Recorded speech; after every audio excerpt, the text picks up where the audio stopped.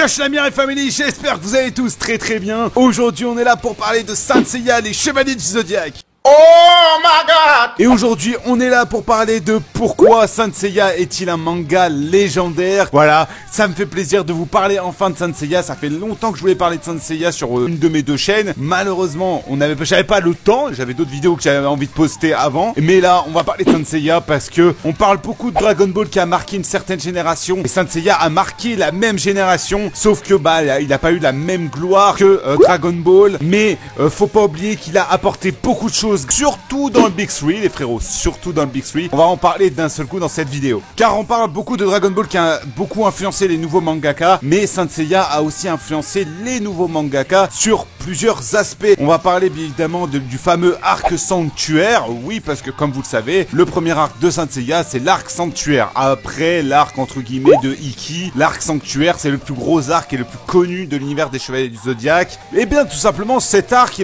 a inspiré pas mal de mangaka. Si vous prenez bien évidemment Bleach, voilà, et tout simplement l'arc Society c'est clairement l'arc sanctuaire mais version Bleach. Ah!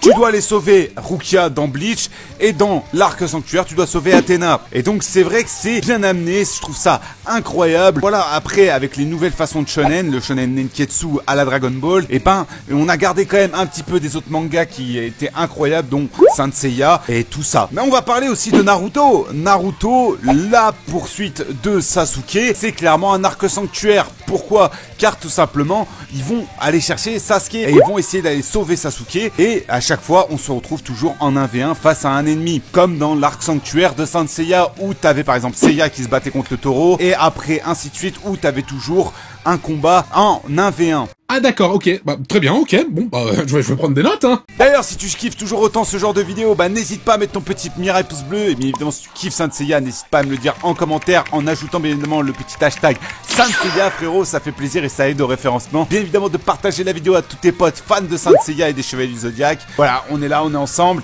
et bien évidemment, je compte sur vous pour vous abonner, les frérots. On est déjà bientôt 1500 abonnés, vous êtes des malades mentales. Merci à vous, en activant bien évidemment la petite cloche. Ensuite, One Piece. Quel est l'arc pour vous qui représente évidemment l'arc sanctuaire?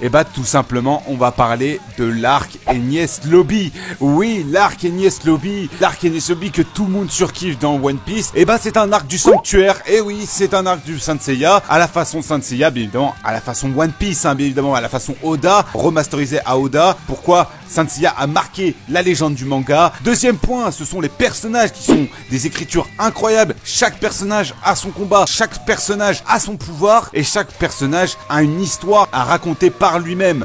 Et ça, je trouve ça masterclass. Bien évidemment, que ça soit bien évidemment Seiya qui est le personnage principal, bien évidemment Shiryu qui raconte son histoire, Shun et les autres. Donc voilà, on a quand même pas mal de personnages qui nous racontent beaucoup de choses, et je trouve ça assez intéressant. Troisième point, on retrouvera bien évidemment le système de pouvoir. Le système de pouvoir qui est le Cosmo. Et ça, je trouve ça incroyable d'avoir instauré ce genre de système de pouvoir qu'on n'a plus vu après bien évidemment Saint Seiya. Le Cosmo, clairement, on ne le ressent plus parce que ça a impacté tellement avec Saint Seiya le Cosmo. Tout simplement, ça n'a jamais été réutilisé dans différentes œuvres. Par exemple, on va réutiliser les Shinigami comme bien évidemment Bleach, ou bien évidemment plein d'autres choses avec Death Note et tout ça, mais on n'a jamais réutilisé bien évidemment ce pouvoir qui est le Cosmo. Et ça, je trouve ça dommage parce que c'est quand même un pouvoir assez intéressant d'utiliser les étoiles pour sa propre force. Et ça, je trouve ça incroyable. Il y a que Saint Seiya qui m'a fait éprouver ça, qui est le pouvoir de se battre avec leurs propres armes, et c'est vraiment que leurs poings. On voit genre des techniques ou quoi, mais sachez qu'à la base, c'est que des coups de poing qui se donnent, ou des coups de pied, et il n'y a pas vraiment de technique ultra cheatée, c'est juste des patates et tout ça, c'est tout.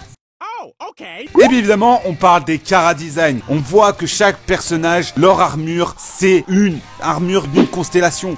Et ça, je trouve ça aussi très impressionnant parce que chaque personnage a son armure, a sa puissance et a ses techniques à lui. Et ça, je trouve ça vraiment très propre. Et pour moi, c'est pour ça aussi que Saint Seiya est une œuvre légendaire et a inspiré pas mal de mangaka. Bien évidemment, on peut regarder pas mal d'autres personnages dans ce système, comme pas mal de gens qui réutilisent ce genre de système où chaque personnage a leur façon de faire et à leur design parfaitement équilibré et pour bien représenter leur manga. Donc voilà, personnellement, j'espère que t'as kiffé cette vidéo. J'avais vraiment envie de parler Saint Seiya parce que beaucoup de gens négligent cette œuvre. Et arrêtez de négliger Saint Seiya, allez lire ce chef-d'œuvre pour vous faire votre propre avis. Donc voilà, personnellement, je vais vous laisser.